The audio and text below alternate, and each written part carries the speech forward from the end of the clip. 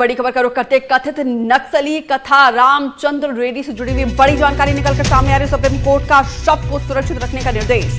High court में लंबित याचिका पर सुनवाई नहीं होने तक दिए गए निर्देश। सुप्रीम कोर्ट ने निपटारे तक शव को शवगृह में रखने के निर्देश दिए हैं। हाई कोर्ट में लंबित है रामचंद्र रेड्डी के बेटे की याचिका। रामचंद्र के बेटे ने एनकाउंटर को बताया था फर्जी। 22 सितंबर को नारायणपुर में हुई थी मुठभेड़ और मुठभेड़ में पुलिस ने 2 नक्सलियों को ढेर किया था। कथा रामचंद्र रेड्डी के ऊपर था 7 करोड़ रुपए का इनाम और कथा रामचंद्र रेड्डी के बेटा राजा चंद्रा ने दायर की थी याचिका। याचिका दायर करके पिता के फर्जी एनकाउंटर का लगाया था आरोप। अब इस पूरे मामले में देखिए सुप्रीम कोर्ट ने शव को सुरक्षित रखने के निर्देश दिए हैं।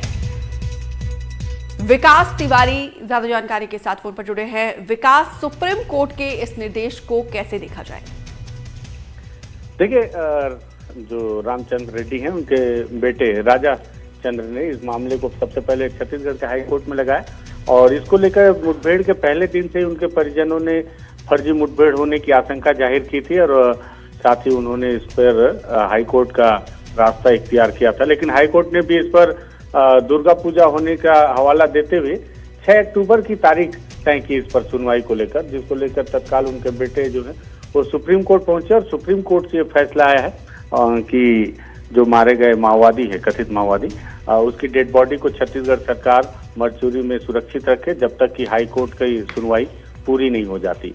जिस तरह से लगातार माओवादियों के खिलाफ ऑपरेशन चल रहे हैं और बड़े माओवादी नेताओं को मार गिराने का दावा अलग अलग मुठभेड़ में पुलिस के द्वारा किया जा रहा है, ऐसे में अगर इस तरह के फैसले अगर सुप्रीम कोर्ट से आते हैं तो मुझे लगता है कि ये छत्तीसगढ़ सरकार के लिए एक बड़ा झटका हो सकता है। और साथ ही साथ जो रामचंद्र रेड्डी हैं उनके बेटे ने इस पूरे मामले को लेकर सीबीआई जांच की मांग भी की है और सीबीआई जांच के आधार पर उन्होंने फिर से उस पूरे मामले के उनके पिता के शव के पोस्टमार्टम का वीडियोग्राफी होना और उसकी पूरी जांच करने की मांग भी उन्होंने इस मामले में लगाई है। हाई कोर्ट में उन्होंने पीआईएल दर्ज करवाया है और जो याचिका दर्ज की है उस आधार पर ये पूरी सुनवाई हुई है और ये फैसला अभी आया है। हालांकि इस फैसले पर अभी तक उनके बेटे का बयान नहीं आया, लेकिन हाई कोर्ट के इस फैसले को लेकर अब छत्तीसगढ़ तक यह आदेश भी आ चुका है। जी बहुत बहुत शुक्रिया विकास जानकारी देने के लिए।